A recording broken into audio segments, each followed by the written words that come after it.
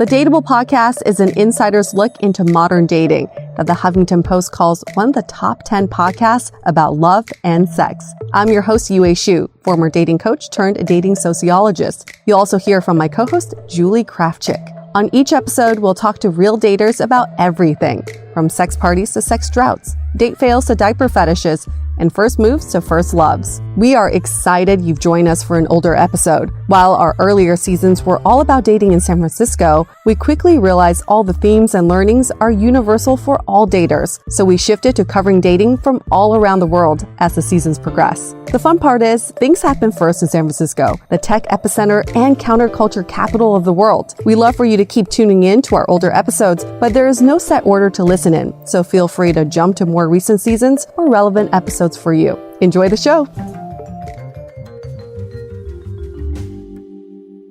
As you know, I recently left my corporate job and I've been in total recovery mode, all about self-care. One of my new routines is the nighttime shower before bed. There's just something about washing away the day and that reflection that's been super helpful for me. I've been using one of our partners, Osea's Mega Moisture Duo. This combo body oil and body lotion are so freaking incredible. It literally feels like I'm at a spa. I realized that the secret is seaweed and other skin level ingredients that are normally reserved for face products. And that's why I was so excited when Osea became one of our partners. And, you know, we're so grateful for partners like this because one, they keep the show going, but they're also super good for all of our listeners and for our own well-being. So if you want to have that nighttime bliss like I am doing, you can get 10% off your first order site-wide with code DATEABLE at oseamalibu.com. You'll get free samples with every order and free shipping on orders over $60. So head to oseamalibu.com and use the code DATEABLE for 10% off. Let us know which products you end up going with. Share them in social. Super excited to see what you end up choosing. I was so excited to get my shipment from Last Bottle Wines in the mail the other day, full of incredible red wines, all from Napa Valley. I love wine tasting, so having this to my door couldn't be happier. Also, couldn't be more excited that today's episode is brought to you by Last Bottle Wines. If you don't know already, they're a Napa-based online wine shop with a twist. They offer just one handpicked wine per day until it sells out, and they're always at incredible prices. We're talking 30 to 70% off retail. And the best part is that there's no subscriptions, no fees, and no minimum purchase. And I could not be more excited to bring this offer right now because they're having a marathon sale, which is coming up March 28th and 29th. Even better, we're offering Dateable listeners 10% off your first order with code DATEABLE. So if you are a wine lover like me, this is a great time to join. And did I mention that shipping is 100% free? So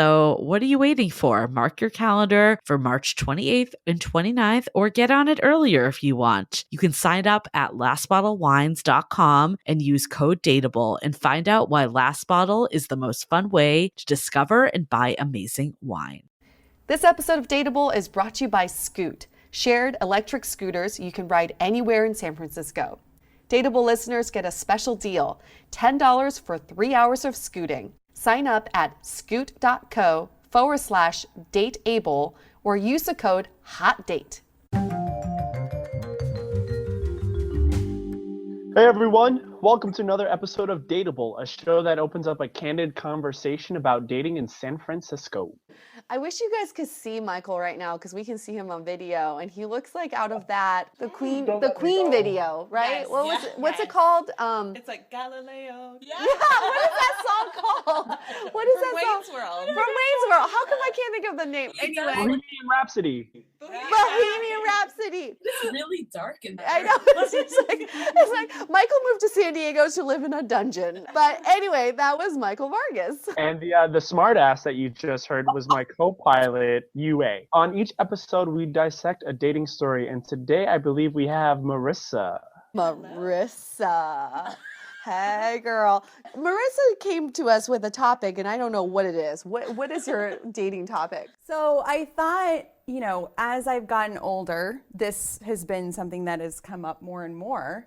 And that's meeting men who have kids, single men with kids. I mean, when I was a few years younger, that would have been a total deal breaker, right? Like, no way, that's too much baggage. But now I'm more open to this kind of situation, and I didn't think I ever would be. Yeah, isn't it funny how everything is relevant to your life stage? At what point do you remember you started looking at rings on people's fingers?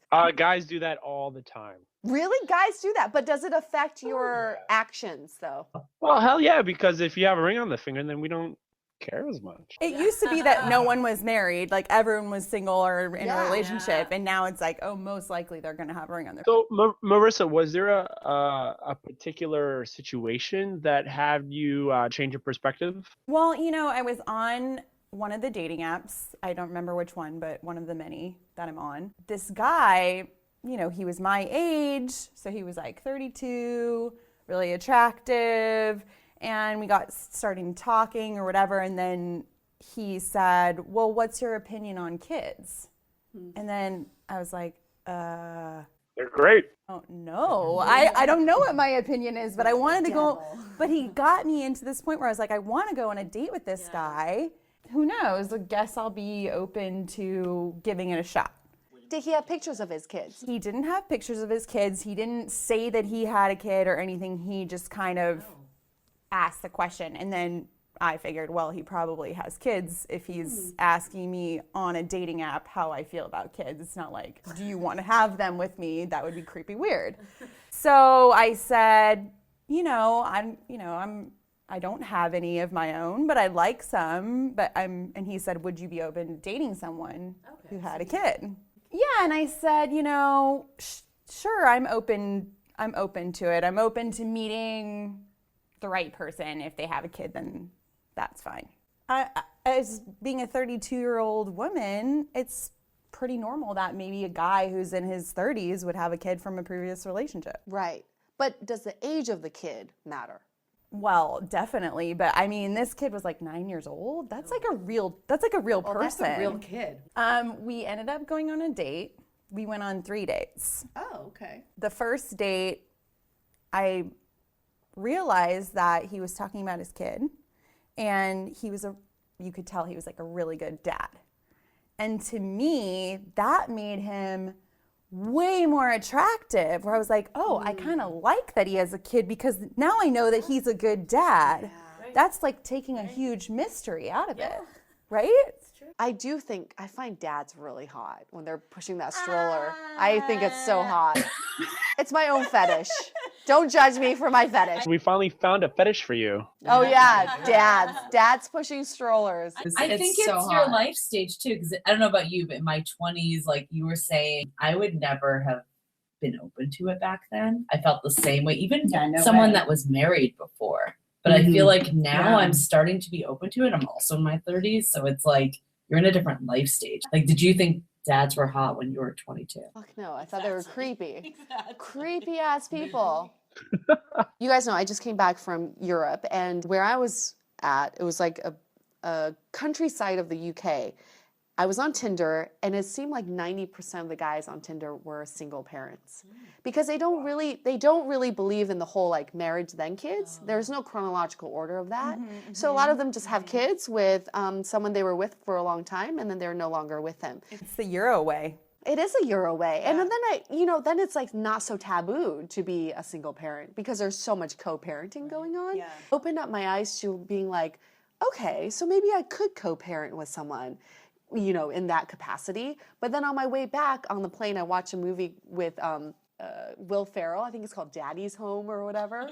And it's like him being a stepfather, and so we're going off the Will Ferrell movie now. Such a hard time being a step parent, because their kids really are devoted to their own father. Yep. Right. So like, how do you deal with that when you have a 9-year-old kid that you're like, okay, I could potentially be your stepmom, but when you're 9 years old, you've already said mommy to your real mommy. Right. Also, when there's a 9-year-old, they're going to be teenagers soon. Like, they're going to be little brats. Yes. Like they're going to be assholes. Yeah. And they're not going to like you. Yeah. So I take it correct me if I'm wrong. Did you ever meet the kid? No.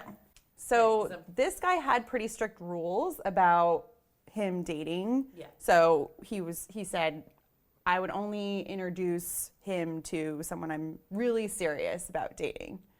Which is good. I think that sounds like responsible dad. Yeah. And he said that he had already been in a relationship for 5 or 6 years before, and the kid got attached to the woman, and it was harder on the kid. The breakup was harder on the kid than it was on the guy himself, because this kid grew up with this woman. How old was the kid when they got a divorce? They were never married. They were never married. Okay. It was a whoops, got pregnant type situation. Whenever you have kids, there's way more possibility that there's messiness. I think this goes back on what we were saying earlier, because I imagine at 40 years old, kids already grown up. But if she met that kid at a younger age, like 2, then that's a whole nother story. Literally. I remember for me, when I had that switch, for the longest time, I never thought that I could ever be with someone who has a kid. And there was a girl that I was seeing for a while, and I very much enjoyed her, and and she had a kid. We met her, yeah? Yes. That only scenario, I would have said yes. I could see myself being a potential father for a child that's not mine. But I think it really depends also on like how much you care about the person, or how well that relationship is. Like if you really genuinely care about that person, then you're going to be open up to so much more than someone that you're just kind of okay with. But at what point did you A, know she had a kid, and B, meet the kid? Because it takes a while to get to know someone. I never met the kid because we had interesting circumstances of distance. So I never met the kid because we knew it was never going to be a relationship that lasted long. But if it was something that could last long, I know that I was open and willing to give it a chance because of how much I enjoyed her. So in theory, you can say you're open, but then, and again, every situation's different, but it is extra baggage. And you don't really know until you're fully in it. Like in your situation, Michael, you never even met the kid. So I don't know if that would have changed if things progressed. But how is that different than like marrying someone or being in a relationship with someone who has like diabetes or like really bad in-laws, right? It's like the same sort of bag. Let's be careful of comparing kids and diabetes. But I get what your extra things that we have to work with. That's how sensitive I am when it comes to kids. Well, that's the point. There's always something, but I guess to the point Marissa made, it's a little more than the average sometimes. But life's always going to throw you curveballs. Yeah. So. Well, I think the main baggage is that you're going to have to deal with that child's mother or father on the other end. It's not like a regular ex. Right. This ex is here to stay. Forever. They're going to be hanging out with you. They're going to be up in your business. Yeah. And I'm sorry, no one wants to see their current boyfriend or girlfriend's ex. That's a very good point. The ex is here to stay. And they have to get along. They have to, it's just. Well, it takes a village, guys. It takes a village. Maybe you're just building your village. What are your thoughts on, because I feel like another reason why we might be more open to it is because divorce rates are so high now, right? Like back in the day, people got married, they didn't get divorced. Once you were taken, you were taken. And it's not even just the idea of divorce. It's the idea of what the idea of a family and how it's being reshaped. I'm not sure if that's a word, but I know what you mean. It's not, you don't have to get married and have kids now. Right. It's not a man and a woman, 2.3 kids in a house and a white picket fence. Like that's no longer the idea of what a family can be. There are people who are together 20, 30, 40 years of the rest of their lives and never get married. Right, but they're still very much in love and together. So UA, do you think that you would be down for the Euro situation? So this is the thing. I think I want a family at this point. Okay, I think I want a family, which does involve a kid or two of some sort, not just a dog. So I would rather date someone who has a kid versus someone who doesn't want kids, period.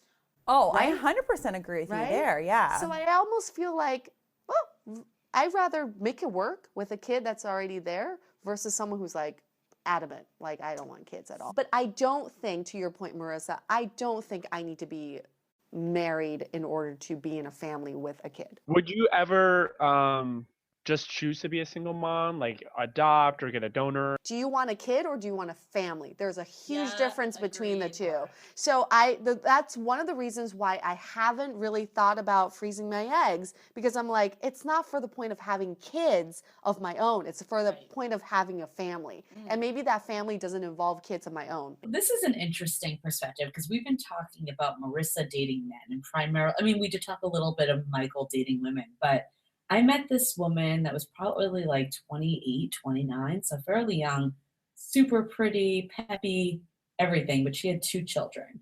And and was not separated from the husband, so on the market, single. And she expressed how difficult dating was, like how men just wanted nothing to do with this situation. Well, I could see that, and probably Michael might have more of insight into this, but it's hard enough to get men to be serious when you're not connected to a child, let alone then you're like, and I have a kid that you have to take care of. They automatically assume it's going to be super serious, super fast. But that's a fucking great filter system, you know? Like, you're filtering out the people who are not in it for the right reasons. Yes and no. I mean, I guess we talked Michael's obviously someone that is a more sensitive guy. That's amazing. That would be. I'm a manly man. No, but I was saying, like, you are, like, there are men that are not as introspective as you, Michael. Yeah, let's tell us about, you're obviously a good guy, you're going to respect a woman, you like her for who she is, but I'm sure that you have a lot of dude friends who aren't like that. Like, on average, what would you say about the dudes you know? I would say there's a couple things. One is I actually know a few guys about who dated women with kids, and a lot of guys are worried about it, because they know that they're going to get attached to the kid and they're not sure what's going to happen afterwards. So that's one thing. Another bunch of guys, I think, as a man, they're supposed to be the provider. So now not only are they going to provide for a woman, but they're going to provide for a kid who isn't theirs. Yep. Right? And so they don't want to take on the responsibility. Also, genetically speaking, men, I mean, this is the idea of evolution and aspect of it, but men want to pass on their genes. Yep. Right? So if their genes are kind of already, if they're taking care of another person's genes, that's going to hurt their chances of taking care of their own genes. So I just thought of something, and I actually, like, this story literally, like, makes me tear up because it makes me so, like, proud of this person. But I have this guy in my circle of friends that I found out he had a kid when I first met him. He's like 40, so he's a little older. But it turns out it isn't actually his biological child. Wow. So he was married to a woman. The woman was not, for whatever reason, wasn't fit to raise a child. So he ended up legally adopting the girl. That's very admirable. I know. When I found that out, I was like, I mean, I thought he was a great guy to begin with, but like the respect just like went through the roof. And it also shows how our idea of a family is definitely changing through these modern times. It's not just the man, woman, child. It could be a whole group of people who are involved, and it may not even be your biological child, but you could develop feelings for that person with that child. So I think, in the end, it's based on your own personal preference. Would you be okay dating someone with kids? How do you feel about kids in general? It does come with baggage, but personally, I think if I met a guy with kids, if he continued to see me, he was serious about me. Yep. There would be no game playing. No. There would be none of time for game play, right? Yeah. There would be none of that questioning and trying to read his mind. You also have to know pretty quickly, like early on, if it's going to be right or not. You're not going to fuck around, right? Yeah, exactly. Though, right? I don't know. I mean, I'm assuming the guy you met was more mature. I feel like it makes you grow up instantly. So the maturity level of someone with a child is probably going to be a lot more than like a 28-year-old that's bar hopping every night. Definitely, because he didn't know good bars. That was true. You were out of the scene. I think that's like a really important point is the lifestyle where you're trying to live a particular lifestyle and this person has to focus on other things. The girl that I was seeing at the time, I mean, she was young when she had her kid. She was 23 and she wanted to go and enjoy her life. And she also wanted to be an excellent mom. And so that's such a difficult scenario that I give all single parents credit for. They have the hardest job on this planet, period. And I mean, I think too, if you are dating someone with a child, like you in a way need to expect that you're not always going to be the first priority. Yeah. Oh, yeah. So it's interesting because granted, okay, my parents are divorced, and my stepdad, granted, I'm an adult, so is my sister, so my mother doesn't have that. We're still her children, but he says that he should be the number one priority to my mom, not the kids, that the partner is always the number one. Probably depends on what age they are though, right? Like if it's like a 3-year-old kid. That's true. They're empty nesters. One of the things my dad would say was, listen, to my mom is, listen, in 18 years, those kids are out of the house. They're going to be gone. It's going to be you and me. So yes, it's going to be us versus them. And so we need to continually pick us versus them the entire time. I don't know if it has to be an us or them mentality. No, but I like that. I like that because it's like, no, we are the unit. We have to stick together. We have to prioritize us being together, right? Yeah, exactly. That's what it was that, the kid, because kids are going to pull you apart. They're going to try to push the boundaries and all that stuff. So yeah. I just think going back to what I said earlier, if you're early into a relationship, then, I don't think you should not be a priority. But if it's a real relationship, then I think that's something that's different. Agreed. But I guess it's almost like, how open should you be when entering into a relationship with someone with a kid to really embracing that kid into your life? Are you supposed to just say, I'm committed to him and this kid? I don't know, because sometimes the child might not want that. Like if they really feel like their mom is someone else and it's not you, then you're becoming invasive almost. I think it's up to the parents to help find that balance, because if it is to that point, then maybe they could just be a good friend. Basically, it's just to each his own. I think it's just, That's the point. Yeah, that really is the point. That really is a takeaway. Some people can't even have kids, and it would be awesome to date someone with a kid already, right? So whatever your situation is, you just have to find something that's comfortable for you. Any last takeaways before we go on to question of the day? Yeah, make sure everyone get a kid. It's the best filter you have for a real relationship. I have an announcement that if you are a dad with a dad bod, that UA would like to meet you. But you got to look really good pushing a stroller, and your kid has to be young enough to be in a stroller. Where's he? So, question of the day. This question comes from Ben, who says, I have proposed to someone in my life, and that proposal didn't work out. And now I'm in a serious relationship where I'm thinking about proposing again to this woman. Not again, but in terms of to proposing to this person. Should I disclose to her that I have proposed to someone before? I feel like it's a little strange that you don't already know that. Don't you think, if you're going to propose at this point? Is this something that should be disclosed, though? I think that it should be disclosed that, was he engaged or not at all? He said the proposal didn't work out. I'm guessing that maybe there was a short engagement of some sort. Or she said no. Or she said no. That would be really weird. Like, who says no? I've said no to a proposal. What? Yes. And I can guarantee you that my ex did not disclose to his current wife that he had proposed to someone before. But there was a ring, there was a proposal, there was everything. In that circumstance, if he had disclosed that to his current wife, does it enhance the situation? Does it help the situation? I mean, is it necessary? I think that I would want to know. I think that if I ended up marrying a guy and then after we were married, I found out, oh, he actually was engaged before and he didn't disclose that. You would want to know? Really? Why though? It feels. Wait, yeah. How come? I feel like it's like important information. It's like you were engaged before, like you almost married someone. What does that change or affect? Right. It's almost like a secret. Yeah, like the information was hidden. But even if you did know that, what would that change? Like, what would be the difference? Like, I'm trying to wonder. I understand the idea of a secret, but for this, what way would it really help? It doesn't help necessarily. It's just that you're not keeping something from someone. I think it's if you decide to propose to a woman that's like you're almost married, right? The fact that the person that you're with already had that like moment with someone else that's like, I'm not the first person that you got on one knee and like asked to be with for your whole life. Like that's a big deal. But would that change your view on him?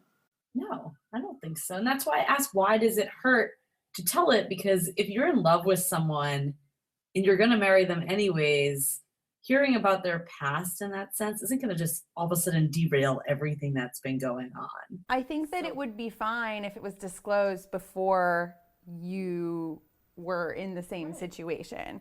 But if you thought that you were the first person, you guys were having this moment together for the first time, you get married and then later he's like, oh, actually, I was already engaged before. It would kind of feel like less of a connect. I don't know. That's what I'm hearing. It's like it just sounds like it would burden more than it would help. I don't agree with. I feel like if you don't disclose it, it feels like you guys weren't being open and honest with each other. Like, yes, that's the part that's bothersome to me. I feel like hiding it's weird. But should a guy tell you how many girls he slept with? I don't want to know. What I was gonna ask. No, that's different than like major milestones. Different. It's way different because that's supposed to happen one time. If you were engaged to someone or proposed to them, that means that person was a pretty big part of your life. Right. It wasn't just like one person you slept with or whatnot. And I think that it feels like you're missing something and this person's been hiding something from you. If it never came up in conversation, like if I never directly asked him if he's been engaged before and it just never came up, I don't really want to know. It's something I don't really want to know. But if it came up in conversation, have you been engaged before? Have you proposed to someone before? Then if he, then it comes up, then it comes up. But why would that ever come up? You would never. Exactly. That's what I'm saying. It'll never come up, so I don't ever need to know. If he or she is actively hiding it, that's one thing. But I don't think that that's something that needs to be brought up because I don't think that helps the relationship. I have a friend who's been engaged like 5 times, and that's something like, what if you got married to a woman and she's like, oh, later you find out she's been engaged 5 times. There's like a girls episode. That's like a great. That's like the Michael. How would you feel about that? As long as I know that I'm with this girl, then that doesn't really matter. Like I know she's mine. What do I care about her past? That's the thing. It's like, what do I care about her past when I'm with her present? I don't even ask how many people, the people that I'm seeing, how many they slept with. Doesn't do anything for me. Like, I don't want to know either. Yeah. Exactly, because what the hell does that matter? I'm different from who I was 3 years ago, 5 years ago. Who I am today is not who I was. And same thing with her. And that's what I want to focus on is who is this person with me today? But I also think that our opinion about not disclosing sexual past is very much a San Francisco or New York or big city thing, because guaranteed in other parts of the country, they would say, yes, you need to know I need to know your sexual past. I think so. Well, I think it's more of like an urban thing that you're. We've all slept with we've slept with like 4 people in their lives, so there's nothing to hide. If you're like, are you double digits or triple digits? Just give me a ballpark, 80 to 500. Right. No, I completely agree with that because there are some cultures and religions that are very particular about those things. But I think those are separate than the norm. Well, listeners at home, we love to hear your opinion. What do you think? If someone did not answer this guy's question. No, not at all. Not at all. It's a split decision. 2 of us think that you shouldn't disclose it unless if it comes up in conversation, don't actively try to hide it. Or which it never will. Or the other side is just tell her. Disclose everything before you propose. So don't forget, folks, that you can submit your stories, and we'd love to hear from you, and we'd love to have you as guests, and you can always be anonymous. We'd like to protect the innocent and everyone around them. And you say my 2 favorite words, please. Marry me? Yeah. Stay dateable. Scoot has a fleet of 400 electric scoots, plus 10 adorable electric mini cars called quads. Quads are great for 2 people. Dads can buckle up their kids in the back and drop them off on a play date before picking you up. They have a range of over 30 miles and can crisscross the city all day, getting you from your Golden Gate Park stroll to dinner no problem. Quads are just $6 per half hour, and Dateable listeners get a special $10 sign up when you use the code HOTDATE or visit scoot.co/dateable. To connect with us, visit dateablepodcast.com.